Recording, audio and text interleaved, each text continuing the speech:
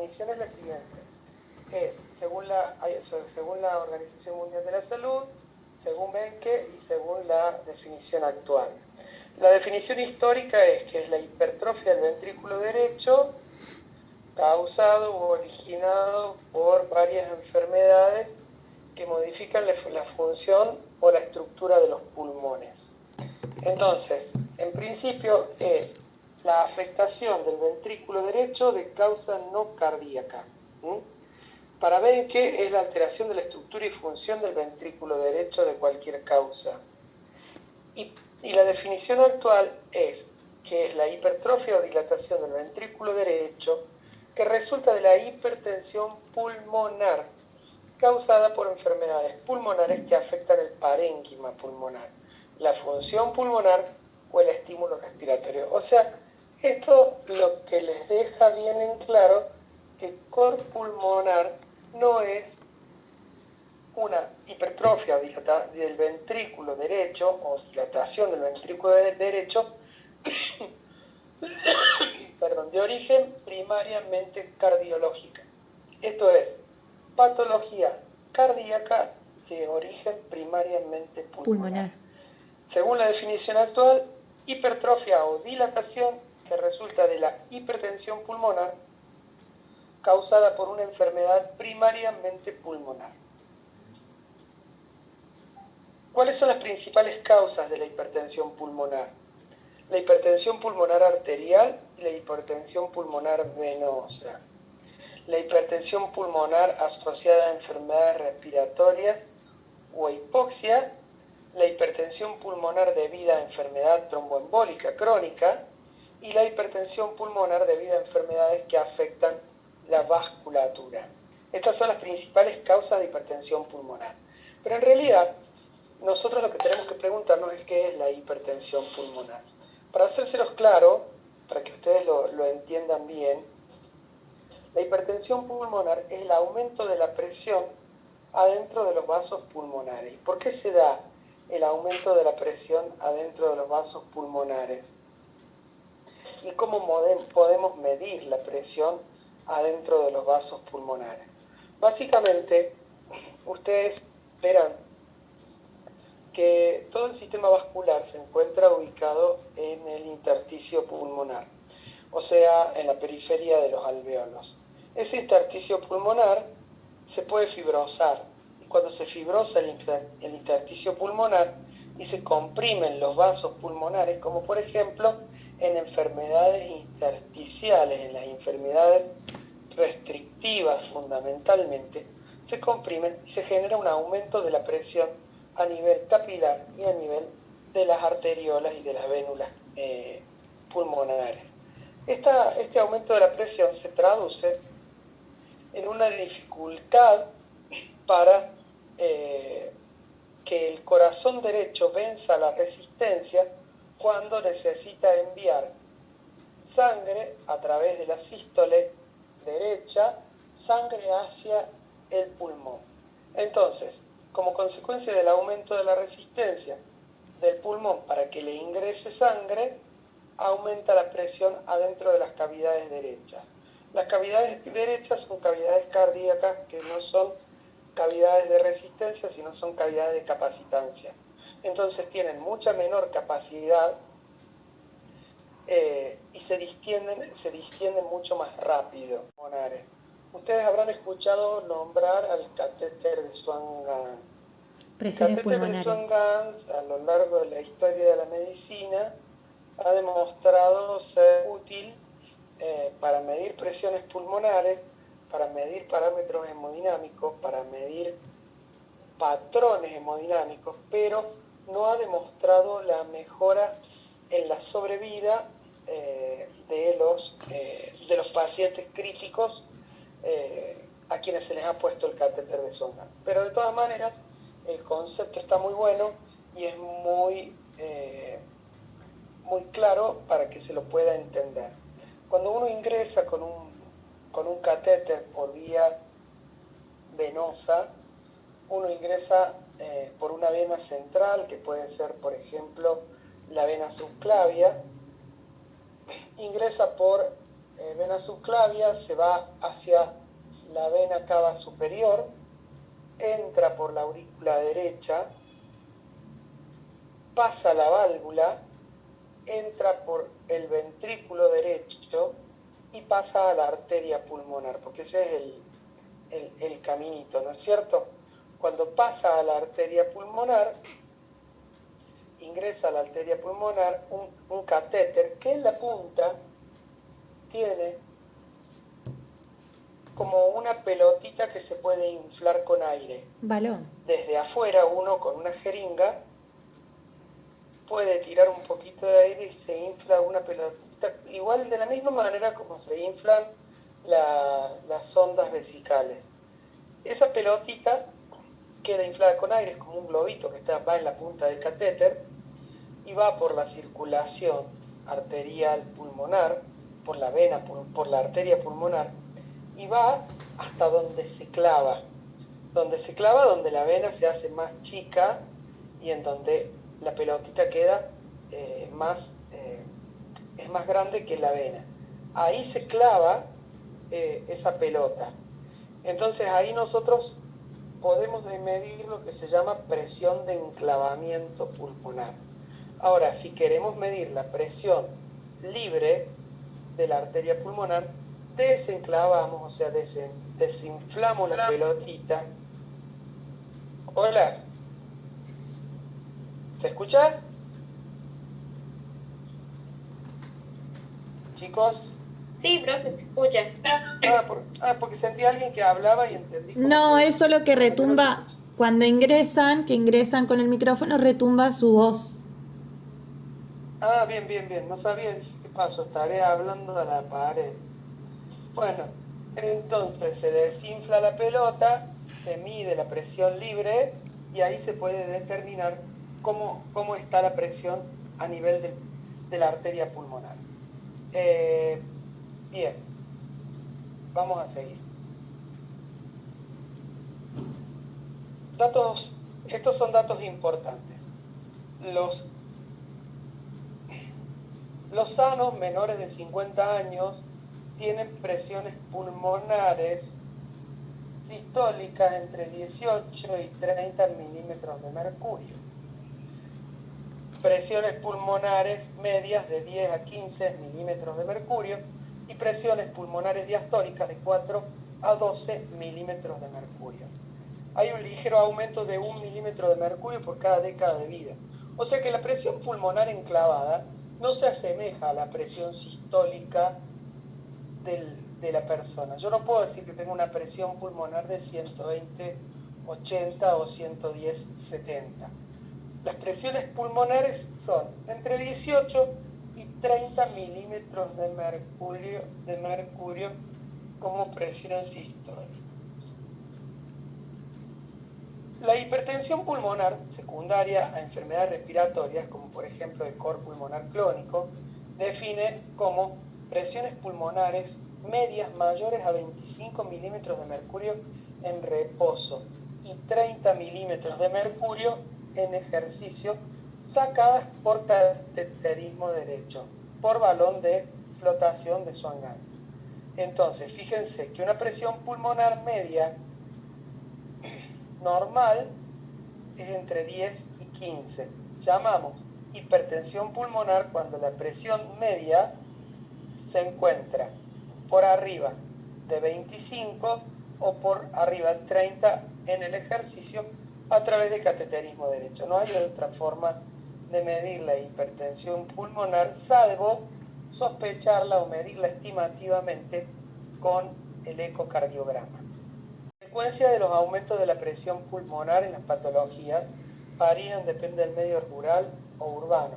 En Estados Unidos, el 6% de todos los tipos de enfermedades cardíacas en adultos son como consecuencia de hipertensión pulmonar. O sea, es una cifra bastante alta en relación a todas las insuficiencias cardíacas o a las cardiopatías. ¿Cuál es la causa más frecuente de corazón pulmonar crónico? Básicamente la bronquitis crónica y el enfisema pulmonar. O sea, dos patologías como enfermedad pulmonar obstructiva crónica, bronquitis crónica y enfisema pulmonar son las causas más frecuentes de corazón pulmonar. Y la frecuencia aumenta de corazón pulmonar crónico en áreas con tabaquismo, con contaminación ambiental y con las enfermedades antes mencionadas, que serían la bronquitis crónica y el enfisema. El sexo masculino tiene una mayor predominancia a tener corazón pulmonar crónico que las mujeres. No todos los pacientes EPOC desarrollan corazón pulmonar. ¿Por qué? Porque está relacionado con el índice de perfusión-difusión de los gases sanguíneos. Y además está relacionada con la hiperplasia y con la hipertrofia del ventrículo derecho. Entonces, ustedes van a ver que así como no todos los EPOC terminan en cáncer de pulmón, o no todos los EPOC terminan en necesidad de oxígeno domiciliario, no todos los EPOC terminan en hipertensión pulmonar. Pero el EPOC es una de las patologías más habituales como productora de hipertensión pulmonar. Fisiopatología. ¿Qué es lo que pasa? Las enfermedades respiratorias crónicas y la hipertensión pulmonar producen aumento de las resistencias vasculares pulmonares, aumento del gasto cardíaco y presión capilar y Las enfermedades respiratorias crónicas producen aumento de las resistencias vasculares pulmonares. El gasto cardíaco y la presión capilar pulmonar quedan normales en un primer momento. Posteriormente a eso, el factor más común es la hipoxia alveolar. La hipoxia alveolar, que se da por la ruptura de los tabiques, por la lesión pulmonar o por la enfermedad respiratoria crónica, lo que produce es hipoxemia.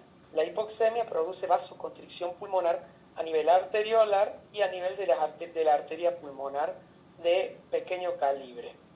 Esto desarrolla hipertensión en la arteria pulmonar cuando las presiones arteriales de oxígeno son menores a 50 a 60 milímetros de mercurio en reposo. Ustedes saben que una presión arterial de oxígeno por debajo, un segundo.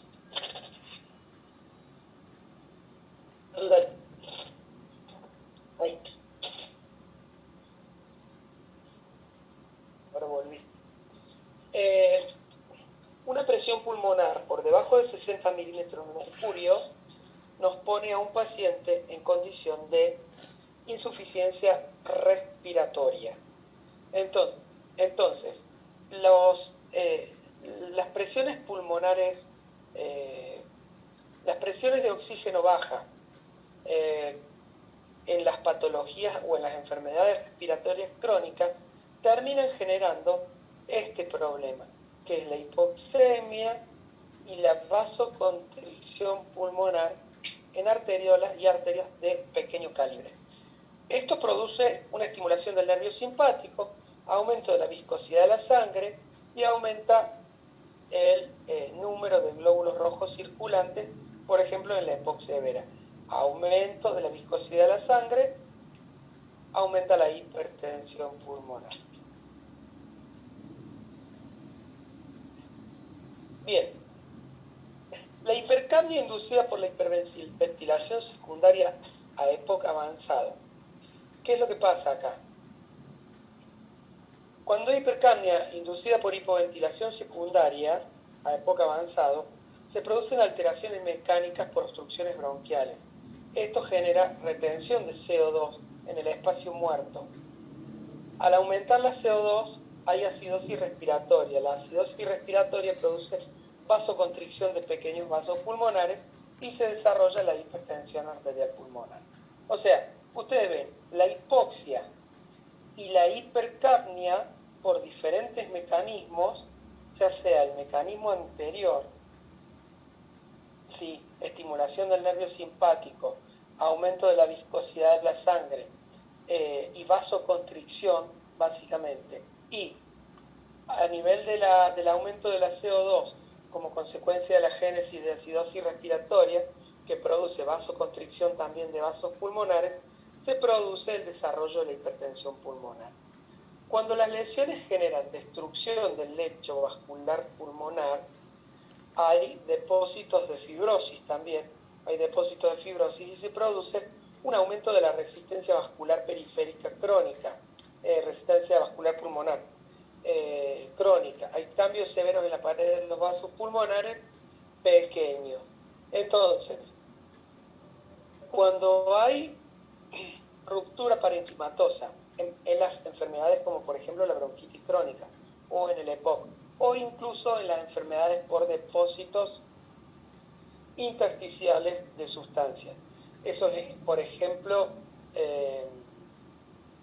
depósitos como, no se me ocurre ahora, los mineros de las minas de carbón, los que aspiran fibra de vidrio, por ejemplo, que producen irritación pulmonar, depósitos de sustancias eso produce la ruptura de los pequeños vasos y el depósito de fibrina.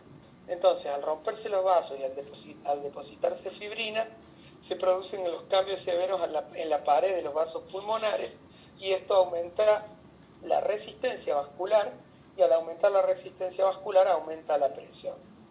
Hay un aumento de la capa media, hay necrosis fibrinoide y hay aumento de las células del músculo liso. ¿Qué es lo que sucede? Ustedes saben perfectamente que el endotelio vascular es un gran órgano, de hecho un gran órgano descubierto como órgano no hace mucho, y que el endotelio vascular es el responsable de la producción de óxido nítrico.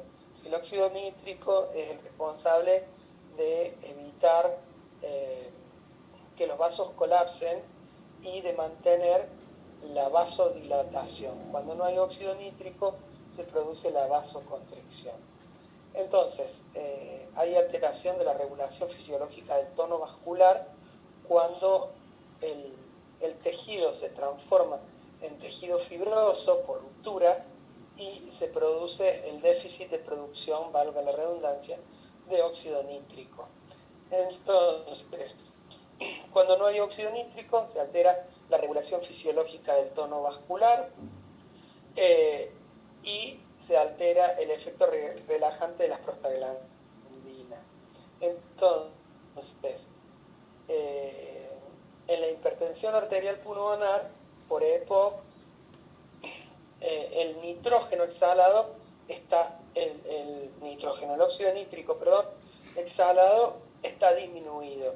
Bueno, eso no importa en esta diapositiva, porque esto sirve para medir el óxido nítrico, pero en realidad lo que les está diciendo esto es que la forma en la que se puede medir que el óxido nítrico está disminuido es midiéndolo en la exhalación. En realidad es muy difícil medirlo, pero lo importante que ustedes tienen que tener en cuenta es que, para que no se les haga una ensalada, porque esto es muy complejo, tremendamente complejo, es que cuando los vasos se rompen, producto de la lesión pulmonar por enfermedades pulmonares crónicas, se produce un déficit de la producción de óxido nítrico, hay una alteración de la regulación fisiológica del tono vascular pulmonar, se pierde el efecto relajante de las prostaglandinas, todo este mecanismo impide que la vasculatura pulmonar se relaje y esto genera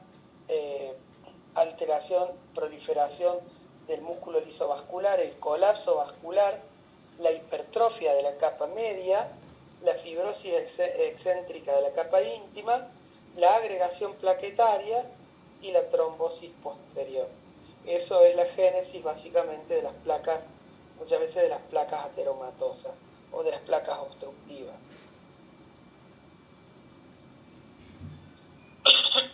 ¿Qué pasa acá? Cuando hay hipoxemia, el organismo, porque ¿Por qué hay hipoxemia? Porque hay insuficiencia respiratoria por enfermedad pulmonar crónica, que lleva a hipoxemia, o sea, valores o tenores de oxígeno en sangre por debajo de 60 milímetros de mercurio. Cuando yo tengo hipoxemia, la médula empieza a producir glóbulos rojos, y empieza a producir glóbulos rojos con el objetivo de captar. La médula ósea y la sangre no saben que la hipoxemia se produce por déficit del pulmón.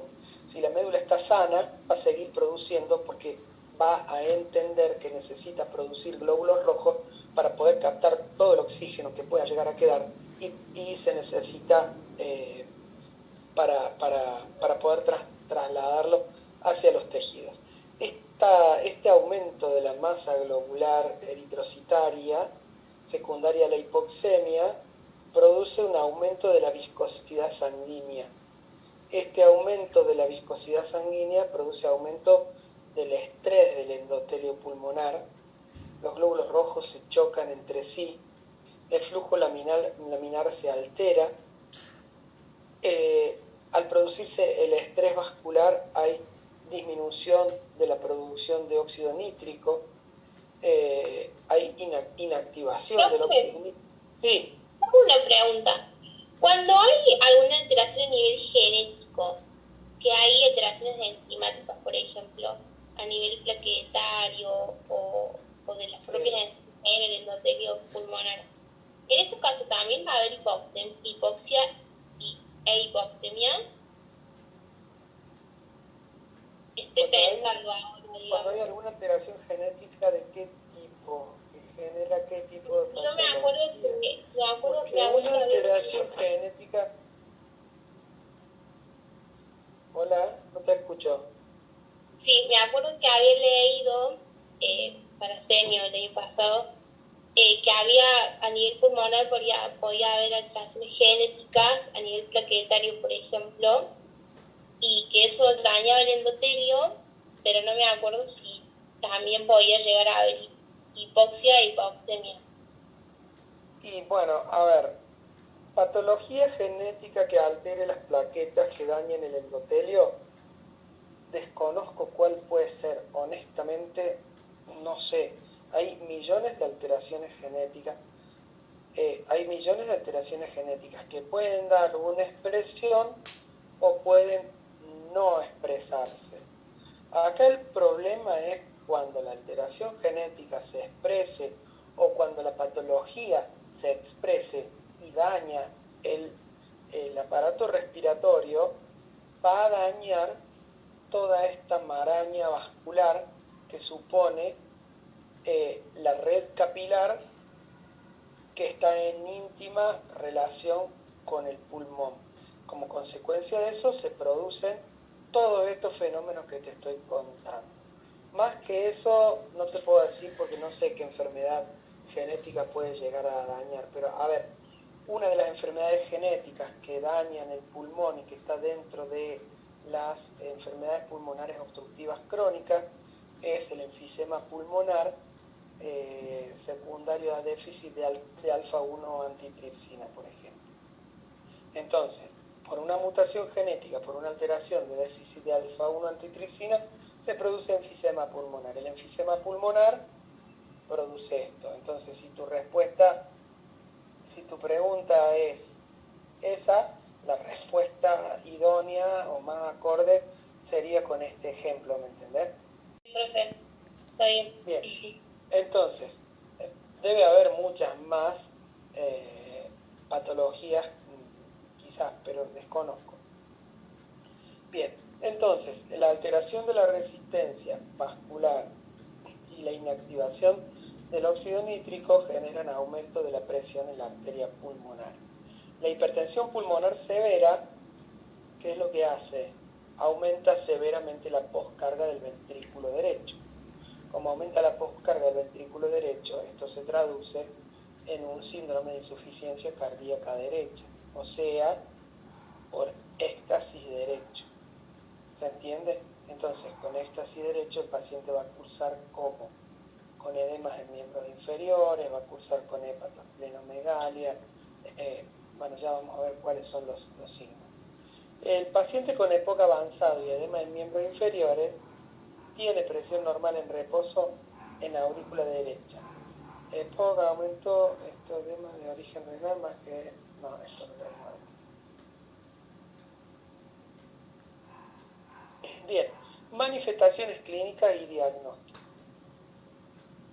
¿Cuáles son las manifestaciones clínicas de la insuficiencia cardíaca derecha? Porque ustedes acá tienen que tener en claro esto. Insuficiencia cardíaca derecha por falla de bomba es insuficiencia cardíaca derecha. La insuficiencia cardíaca derecha por falla de bomba, por cardiopatía isquémica, no supone un aumento de la hipertensión pulmonar. Y ustedes pueden tener una insuficiencia cardíaca derecha sin hipertensión pulmonar. Esto les tiene que quedar claro. No todas las insuficiencias cardíacas derechas son con hipertensión pulmonar. Y, sin embargo, las manifestaciones clínicas suelen ser muy parecidas o prácticamente las mismas.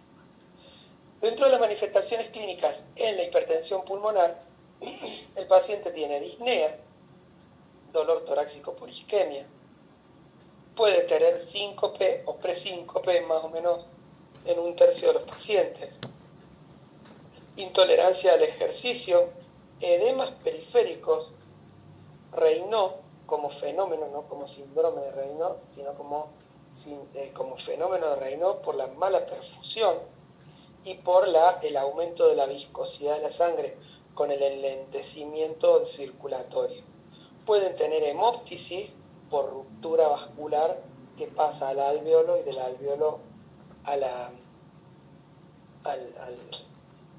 el paciente lo puede expectorar, y la cianosis como consecuencia de varias de estas cosas, básicamente el aumento de la viscosidad y la hipoxia. Entonces, los volvemos a repetir para que queden claros. Disnea, dolor torácico, síncope, intolerancia al ejercicio, edemas periféricos, fenómenos de Raynaud, hemóptisis y cianosis. Manifestaciones clínicas, sibilancias. Cuando uno tiene, y esto se lo explicaba hoy a los chicos que fueron al práctico conmigo hoy en la mañana, cuando uno tiene un compromiso intersticial pulmonar y el intersticio pulmonar se sobrecarga de agua o bien se sobrecarga de alguna sustancia fibrosa, empieza a fibrosarse o genera una respuesta inflamatoria, tiene algunas sustancias que generan una respuesta inflamatoria, como por ejemplo depósitos de salicilatos, produce la respuesta inflamatoria en el intersticio o la ocupación en el intersticio por volumen, o sea, por agua. Al ocuparse el intersticio, porque de hecho que los capilares no se encuentran adentro del alvéolo, se encuentran por fuera del alvéolo. Están, a ver, si me dejan salir 2 segundos,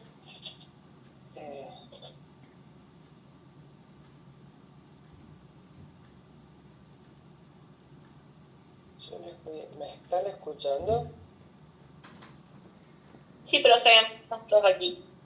Bueno, bárbaro. Miren, les voy a contar una cosa. Yo soy buzo. Yo soy buzo federado y doy clase en la escuela de buceo. Entonces, tengo una clase de la escuela de buceo en la que yo les explico a los buzos cómo funciona la anatomía normal del sistema respiratorio para el buceo. Y como nadie es médico, la mayoría no son médicos, les doy una clase. Esta es una clase de buceo, ¿la están viendo? Sí, profe.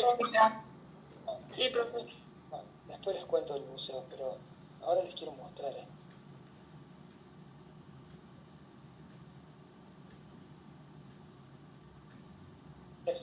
Esa foto, ¿la ven? Sí. ¿La ven bien? Sí, profe. Bueno, ustedes fíjense, esta foto es muy clara. Los capilares, ¿sí? Están Rodean. por fuera de los alvéolos. Miren, estos son los alvéolos. Estos se comunican con los bronquiofuentes. Y estos son los alvéolos, ¿no es cierto? Toda la red capilar está por fuera del alvéolo, pero en íntima relación con el alvéolo. Y acá es donde se producen los fenómenos de la hematosis. Acá entra el aire, acá se toma el oxígeno y acá se elimina el dióxido de carbono. Entonces, si yo en el intersticio entre medio de todo esto, en todo este intersticio entre medio de los sacos alveolares, yo tengo elementos que me ocupan espacio, ya sea fibrosis, o ya sea procesos inflamatorios, o ya sea agua, lo primero que va a pasar es que se van a comprimir estos alvéolos y se van a comprimir básicamente toda la red bronquiolar y los bronquiolos más chiquitos.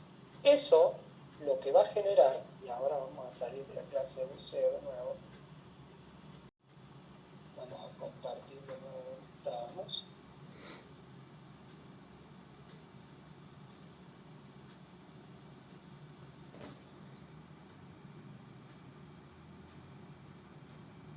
Profe, Sí. le queda 1 minuto y se le termina. Bueno, nos descolgamos y nos volvemos Y volvemos a entrar. conectar. Y yo... Sí, por favor. Yami. Respiración con sibilancias, ¿sí? Por ocupación alveolar, por compresión bronquial. Como consecuencia de la hipoxia aparece la frecuencia respiratoria aumentada y el ritmo respiratorio corto. Aparece la tos, puede aparecer vértigo como consecuencia de la hipoxia, astenia, obviamente, taquicardia y fatiga, cansancio y alteraciones de la voz y palabra entrecortada.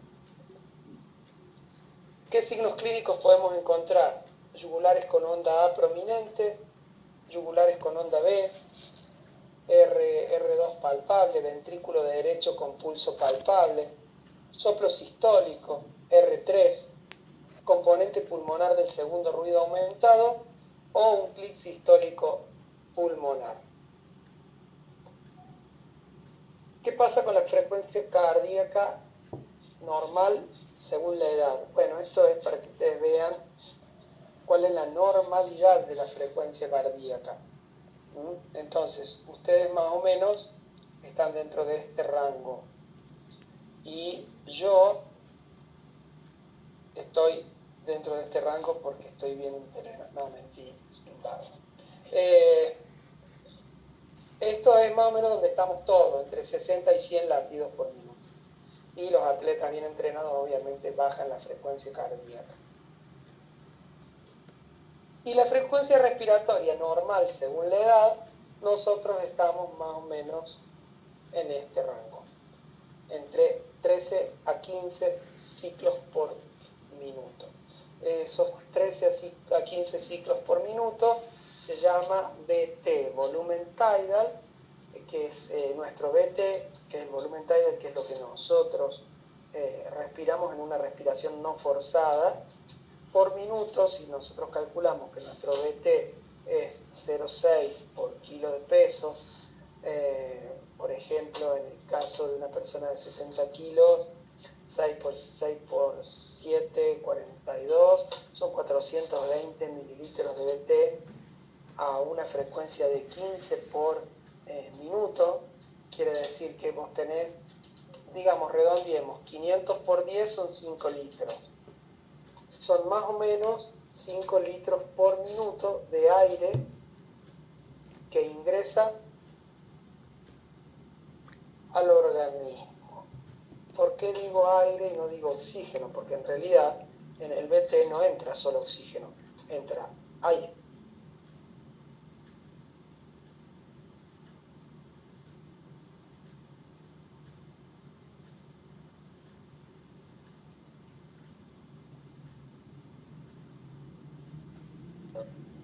Entonces solo por cada BT entra el 21% es oxígeno, el 78% es nitrógeno y el 2% son gases raros, que de los cuales el 0,03% es dióxido de carbono. Diagnóstico. Hay que hacer una buena anamnesis, como en todos los casos, evaluar los factores de riesgo y la exposición a fármacos y toxinas. Hay muchos fármacos que producen fibrosis pulmonar. Hay uno que es un antiarrítmico que produce fibrosis pulmonar, que ustedes lo conocen. ¿Cuál es? La miodarona. La amiodarona, por ejemplo. La amiodarona produce fibrosis pulmonar y produce hipertensión pulmonar. Exacto. Entonces hay que hacer una muy buena anamnesis, hay que evaluar los factores de riesgo, hay que evaluar la exposición a fármacos y toxinas. A ustedes también les está saliendo un cartel permanente que dice certificado de servidor no fiable de Zoom. No, a mí no. No, a mí tampoco. Bueno, ahí está, espero no me salga más, pero me sale cada 2 segundos. Bien, y hay que evaluar el cuadro clínico con relación a la enfermedad. Acá básicamente lo que ustedes tienen que descubrir es si la enfermedad pulmonar, la insuficiencia cardíaca derecha es insuficiencia cardíaca derecha secundaria a enfermedad primaria cardiovascular o si es insuficiencia cardíaca secundaria a falla pulmonar primaria. Y eso lo van a hacer con esto, con anamnesis, evaluando los factores de riesgo, evaluando la función pulmonar, básicamente con una espirometría. Me vuelve a salir el cartelito, no sé de qué se trata. Bien. Examen físico. Podemos tener sonidos respiratorios normales, soplo cardíaco, sensación de pulso sobre el esternón, hinchazón en realidad de hígado y vaso, podemos encontrar hepatoesplenomegalia y podemos encontrar edemas en miembros inferiores. Segundo, ruido reforzado en foco pulmonar, galope ventricular derecho por cuarto ruido o aumento del tamaño de las venas del cuello, que sería la ingurgitación yugular. Diagnóstico. Bueno, estos son los diagnósticos por los pulsos, la verdad. Pulso venoso con onda A, pulso venoso con onda B, presión venosa yugular elevada, signos de insuficiencia cardíaca derecha y ritmo de galope. En realidad, ustedes por semiología pueden ver los pulsos venosos, como los pulsos que tengan ondas A y pulsos con ondas B. Y lo van a ver a nivel yugular, por arriba del esternón. Y van a ver lo que es lo que se llama ingurgitación yugular. Ya voy a ver, para los que están yendo al piso, voy a ver si encuentro una insuficiencia cardíaca para mostrarles bien lo que es la ingurgitación yugular. Y van a tener los signos de insuficiencia cardíaca derecha, que ustedes ya los han visto, los saben de memoria, sobre todo sobrecarga derecha, con edemas en miembros inferiores, ingurgitación yugular, síndrome de Raynaud, hepatoesplenomegalia, etcétera, etcétera, dificultad respiratoria. ¿Qué exámenes no invasivos tengo que hacer para determinar en qué situación me encuentro? Bueno, básicamente la oximetría de pulso, que lo que va a permitir es mirar la hipoxia tisular. Ustedes en una insuficiencia cardíaca no siempre van a tener hipoxia, porque cuando falla la bomba no necesariamente van a tener hipoxia, pero si ustedes tienen un daño primario respiratorio, sí van a tener hipoxia o hipoxemia. Entonces, ustedes pueden tener hipoxia en una insuficiencia cardíaca cuando la insuficiencia cardíaca se hace global, cuando la insuficiencia cardíaca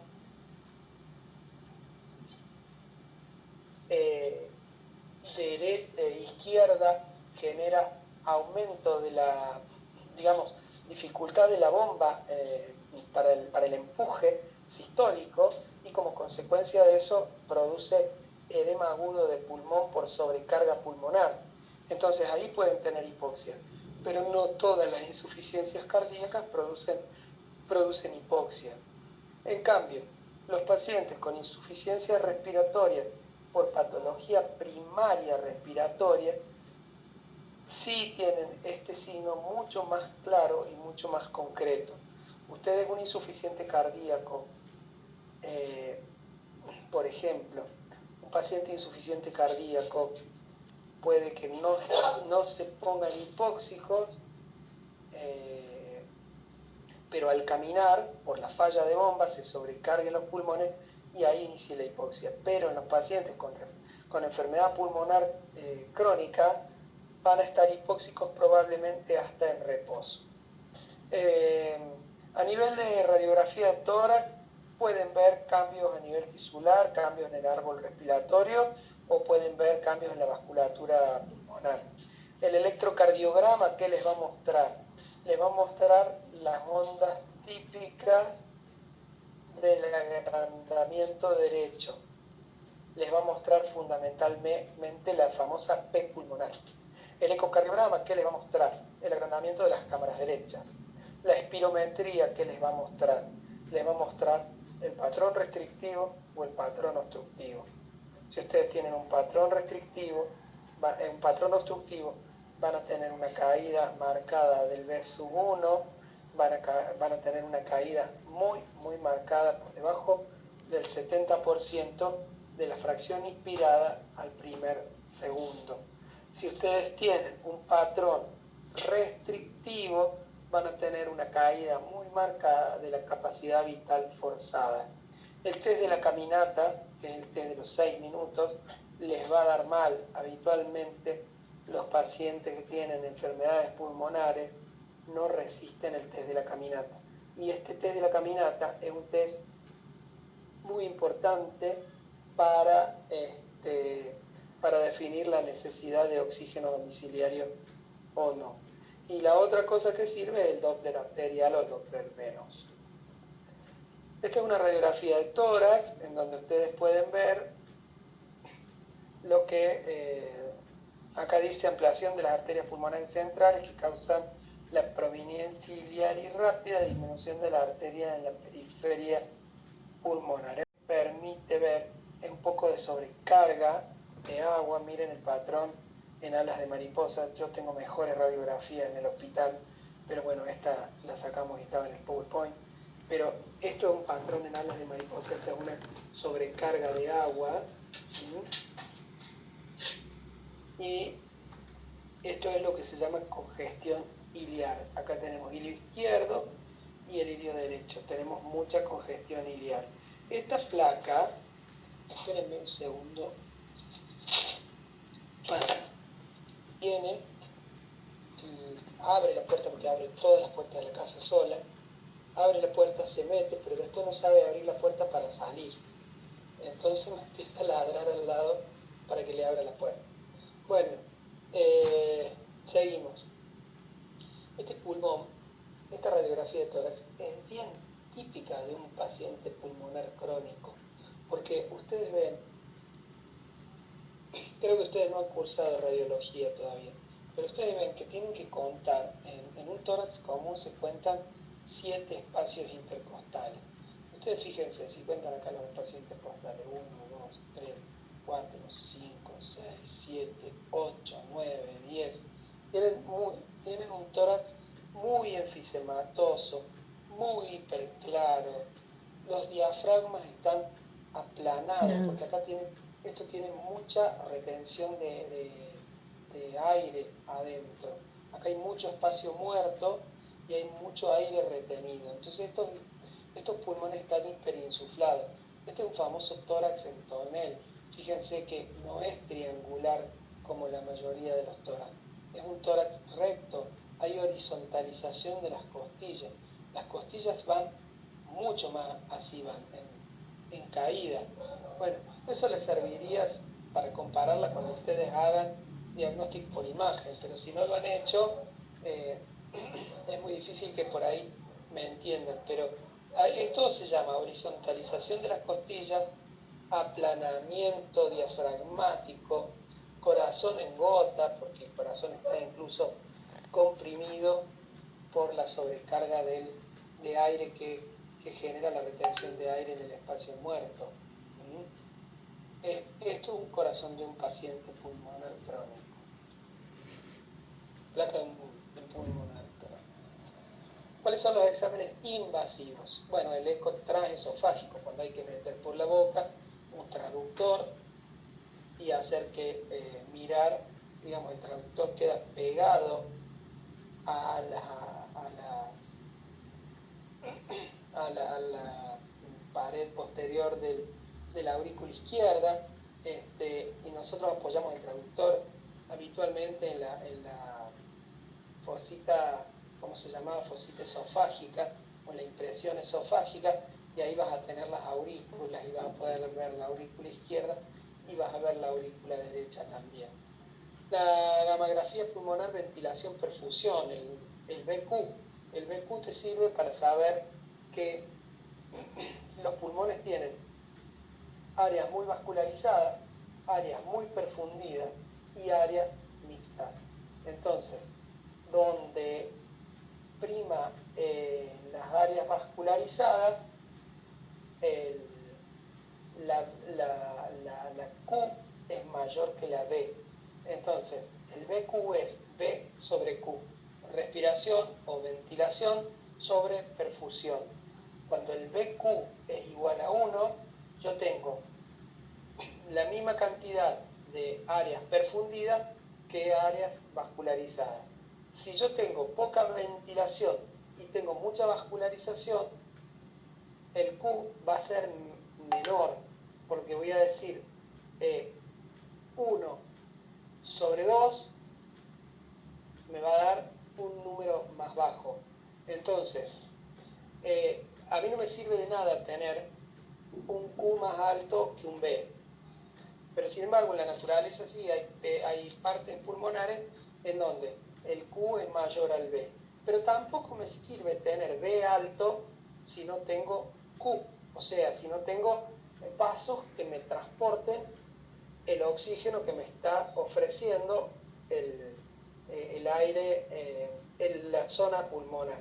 Entonces, si ustedes miran los pulmones, ustedes van a saber que las áreas, los vértices pulmonares tienen relaciones BQ a expensas de un aumento del patrón B. Las bases pulmonares tienen un patrón a expensas de la perfusión. Y en las áreas centrales tienen un patrón en donde la relación se acerca a 1. Fíjense que la tuberculosis no por nada la tuberculosis afecta, si bien los lóbulos, sobre todo afecta los lóbulos pulmonares, porque es un microorganismo muy aerobio y hay mucha más ventilación a nivel de los vértices que a nivel de las bases. Por eso, esa es la explicación por la cual la tuberculosis afecta sobre todo los vértices. Bien, podemos ver el patrón pulmonar o de destrucción pulmonar o de fibrosis a través de la tomografía computada. Podemos hacer un cateterismo cardíaco. Podemos hacer una arteriografía pulmonar para ver si hay amputaciones vasculares o no. Podemos hacer una resonancia magnética.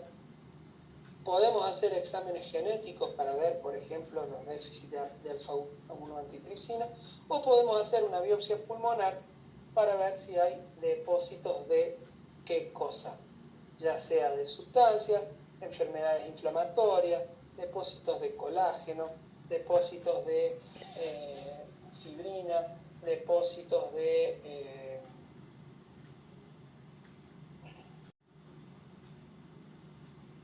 bueno, no me acuerdo ahora más qué otros depósitos. Hay una enfermedad. ¿La neumoconiosis, profe?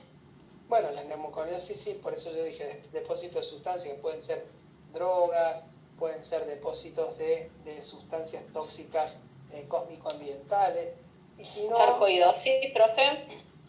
no, la sarcoidosis no.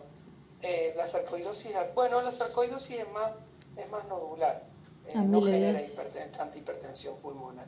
Pero no,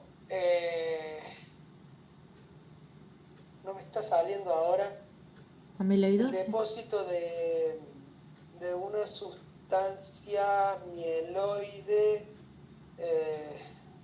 que se produce muchas veces en los diabéticos, que se les inflama, digamos, se hipertrofia la lengua, el cerebro a nivel pulmonar. Bueno, no me voy a... Amiloidosis, no. Sí, amiloidosis, gracias. Ay, qué sí, amiloidosis. Bueno, no ahora sí. Bueno, no es muy tarde, es muy viernes, chicos. No. La cabeza ya no está. Bien, depósitos de amiloide, depósitos de drogas como la medarona, y bueno, o como les digo, sustancias de tipo cósmico-ambientales, ¿no? Eso en la biopsia de pulmón. Tratamiento y pronóstico. Bueno, en principio, esto va a ser muy corto. No quiero hablar de tratamiento porque ustedes están en Clínica 1 y ustedes no tienen que ver tratamiento en este momento. De todas maneras, se los puedo comentar rápidamente. Diuréticos para descargar el carro, tratar la insuficiencia respiratoria tratar la sobrecarga de agua eliminándola, usando diuréticos, usando beta-adrenérgico en corto plazo porque reducen las resistencias pulmonares, aumentan el gasto cardíaco, mejoran la función ventricular, entonces los beta-adrenérgicos para mejorar la fracción de bomba y los diuréticos para descargar el carro. Y podemos usar vasodilatadores sistémicos, como por ejemplo la nifedipina, el diltiazem, la amlodipina y la nicardipina. La isradipina esta no se comercializa en el país, pero sí la nicardipina, la amlo, el diltiazem como antagonista cálcico también, y la nifedipina. Estos producen vasodilatación. Entonces son vasodilatadores sistémicos para disminuir. Estos disminuyen la presión pulmonar. Las infusiones con óxido nítrico inhalado también son muy buenos, pero es una práctica tremendamente costosa y tampoco sirve mucho porque vos generás la vasodilatación cuando inhalás el óxido nítrico, pero cuando la dejas de inhalar volvés a tener la vasoconstricción. Las prostaciclinas y lo que nosotros usamos mucho y que no se malinterprete el sildenafil, porque el sildenafil como vasodilatador anda muy bien para tratar la hipertensión pulmonar. Entonces, la dosis de sildenafil es una dosis que digamos es una dosis que se titula que se puede tomar hasta 2 comprimidos de sildenafil por día, pero bueno, la vasodilatación extrema que produce les puede provocar hipotensión postural, y la verdad que hay que titularlo muy bien porque si no, estar todo el día vasodilatado es muy incómodo. Hay algunos antagonistas de los receptores de la endotelina, como por ejemplo el Bosentan, es carísimo, las obras sociales lo están cubriendo, anda bastante bien, pero bueno, es una tecnología muy cara para nuestro país en este momento. No existe ningún estudio clínico relacionado al pronóstico del cor pulmonar crónico. El pronóstico del paciente se encuentra relacionado a la enfermedad pulmonar subyacente y aumenta o mejora siempre y cuando los niveles de los gases arteriales se mantengan lo más cercano de lo normal posible. Una vez que se establece la insuficiencia cardíaca derecha con congestión venosa en los pacientes con hipertensión pulmonar, la sobrevida en líneas generales es menor a los 4 años. fíjense, no es lo mismo que en la insuficiencia cardíaca global, en donde la sobrevida es mucho mayor. En la sobrevida por insuficiencia cardíaca por hipertensión pulmonar, la sobrevida es muy baja, es 4 años, no mucho más que eso. Y no hay más nada. Acá terminamos con la clase de hoy.